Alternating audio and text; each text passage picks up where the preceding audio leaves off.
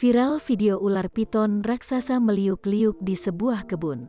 Berdasarkan video yang beredar, ular itu bergerak menjauh di sebuah tempat terbuka yang tampak seperti di kebun karena terlihat ada pohon pepaya dan batang kayu seperti pohon karet. Ular yang diduga sepanjang 8 meter itu muncul di wilayah Desa Mekarsari, Kecamatan Kintab, Kabupaten Tanah Laut, Kalimantan Selatan.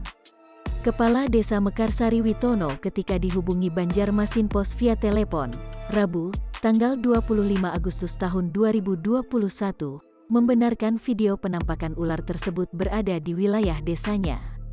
Ia menerangkan video tersebut diambil oleh seorang pemancing dari Sungai Danau, Kecamatan Satui, Kabupaten Tanah Bumbu, sekitar 14 hari yang lalu.